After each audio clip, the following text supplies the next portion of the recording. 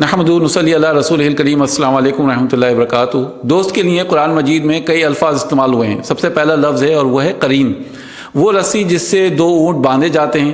القرنو کے معنی ہوتے ہیں ہمسر یا سیم، ایک جیسا یا اس کے جیسا۔ اس کا استعمال جاندار اور بے جان دونوں چیزوں کے لیے ہوتا ہے۔ قرین وہ آدمی ہے جو دوسرے کا ہم عمر ہو، یا بہادری میں یا قوت میں اور دیگر اوصاف میں اس کے جیسا ہو۔ اس لفظ کا استعمال عموماً برے معنوں میں ہوتا ہے۔ سورہ زخرف میں ارشاد ہوا ہے اعوذ باللہ من الشیطان الرجیم حتی اذا جاءنا قال، یہاں تک کہ جب وہ ہمارے پاس آئے گا تو اپنے ساتھی شیطان سے کہے گا یا لیتا بینی و بینک بعد المشرقین، کہ کاش میرے اور تمہارے درمیان مشرق و مغرب کا فاصلہ ہوتا۔ فبئس القرین، تو بہت برا ساتھی ہے۔ قرن شیطان جب کہا جاتا ہے تو اس کے معنی ہوتے ہیں شیطان کی امت یا اس کی قوت یا تاج۔ سورہ زخرف میں ارشاد ہوا ہے سبحان الذی سخر لنا ھذا وما کنا لہ مقرنین، پاک ہے وہ ذات جس نے ان سواریوں کو ہمارے بس میں کر دیا اور ہم تو انہیں قابو میں لانے والے نہیں تھے۔ وَإِنَّا إِلَىٰ رَبَّنَا لَمُنْقَلِبُونَ، اور یقیناً ہم اپنے رب کی طرف لوٹ کر جانے والے ہیں۔ تو اس آیت مبارکہ میں لفظ مقرنینہ استعمال ہوا ہے۔ القرین کے معنی ہوتے ہیں ساتھی، رفیق، ایک رسی میں بندھے ہوئے۔ سورہ نساء میں ارشاد ہوا ہے وَمَن يَكُنِ الشَّيْطَانُ لَهُ قَرِينًا فَسَاءَ قَرِينًا، ایسے لوگ گویا کہ شیطان کے ساتھی ہیں، اور جس کا ساتھی شیطان ہو جائے تو وہ بہت ہی برا ساتھی ہے۔ دوسرا لفظ ہے اور وہ ہے رفیق۔ اس کے معنی ہوتے ہیں نرم برتاؤ، مہربانی کا سلوک، اور وہ چیز جس سے مدد لی جائے۔ اور مرفقہ کے معنی ہوتے ہیں چھوٹا تکیہ، اور رفیق کے معنی ہوتے ہیں ہمدرد ساتھی، نرم دل اور قریب رہنے والا ساتھی۔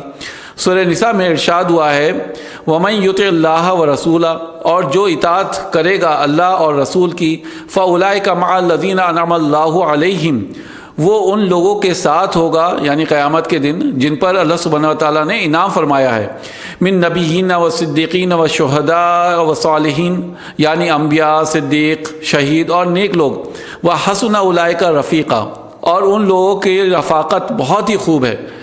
اب یہ دو لفظ تھے، اب تیسرا لفظ جو ہم نے لیا ہے وہ ہے ولی۔ اس کے معنی ہوتے ہیں محبت، دوستی، نزدیکی، رشتہ داری، قرابت داری، اور ولی کے معنی مددگار، تنگی پریشانی میں کام آنے والا۔ سورہ بقرہ میں ارشاد ہوا ہے اللہ ولی الذین آمنوا یخرجوہم من الظلمات الی النور، اور اللہ سبحانہ وتعالیٰ ایمان والوں کا دوست ہے جو انہیں اندھیروں سے نکال کر روشنی کی طرف لے جاتا ہے۔ الولا کے معنی ہوتے ہیں ولایت یا ترکے کی وراثت۔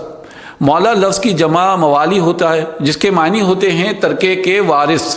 سورہ نساء میں ارشاد ہوا ہے وَلِكُلِّ جَعَلْنَا مَوَالِيَ مِمَّا تَرَكَ الْوَالِدَانِ وَالْأَقْرَبُونَ، اور جو مال ماں باپ یا رشتہ دار چھوڑ کر انتقال کر گئے ہیں تو ہم نے ہر ایک کے وارث مقرر کر دیے ہیں۔ چوتھا لفظ ہے اور وہ ہے صدیق۔ اس کے معنی ہوتے ہیں سچا، وفادار دوست، دوستی نبھانے والا، ایک طریقے سے آپ کہہ سکتے ہیں دوست۔ اور صداقت کے معنی ہوتے ہیں دلوں کا پسندیدہ اور متفق ہونا۔ سورہ نور میں ارشاد ہو رہا ہے وَلَا عَلَىٰ أَنفُسِكُمْ أَن تَأْكُلُوا مِن بُيُوتِكُمْ، تم پر کچھ گناہ نہیں اگر تم اپنے گھروں سے کچھ کھا لو۔ اسی آیت میں کئی رشتے گنا کر اللہ سبحانہ وتعالیٰ کا آگے چل کر ارشاد ہوا ہے او صدیقکم، اور یا اپنے دوست کے گھر سے۔ اور صدیق ایک مبالغہ کا صیغہ ہے، اس کے معنی ہوتے ہیں راست باز اور سچا دوست۔ یعنی سورہ یوسف میں ارشاد ہوا ہے یوسف ایھا الصدیق، یوسف بڑے سچے دوست، ہمیں اس خواب کی تعبیر بتائیں کہ 7 موٹی گایوں کو 7 دبلی گائیں کھا رہی ہیں۔ پانچواں لفظ جو منتخب کیا گیا ہے اور وہ ہے خلیل۔ اس کا یعنی ورڈ جو ہے خلا یا خلال استعمال ہو رہا ہے۔ اس کے معنی ہوتے ہیں دوستی کا دل میں سرایت کر جانا، پکی اور گہری دوستی۔ اور خلیل کے معنی مخلص اور گہرا دوست بھی ہوتے ہیں۔ اس کی جمع خلا استعمال ہو رہی ہے۔ سورہ نساء میں اللہ سبحانہ وتعالیٰ کا ارشاد ہے وَاتَّخَذَ اللَّهُ إِبْرَاهِيمَ خَلِيلًا، اور اللہ سبحانہ وتعالیٰ نے حضرت ابراہیم علیہ السلام کو اپنا دوست بنا لیا۔ اب کیونکہ دوست کے لیے اور بھی الفاظ استعمال ہو رہے ہیں اور ایپیسوڈ لمبا نہ ہو جائے، اسی وجہ سے ہم نے اس کو 2 حصوں میں ڈیوائیڈ کر لیا ہے۔ تو یہ تھا پہلا حصہ جس میں ہم نے 5 ایسے لفظ منتخب کیے ہیں قرآن مجید سے جو دوست کے لیے استعمال ہو رہے ہیں۔ باقی 5 الفاظ اور ہیں جو دوست کے لیے آئے ہیں، وہ ہم انشاءاللہ سیکنڈ ایپیسوڈ میں ریکارڈ کرائیں گے۔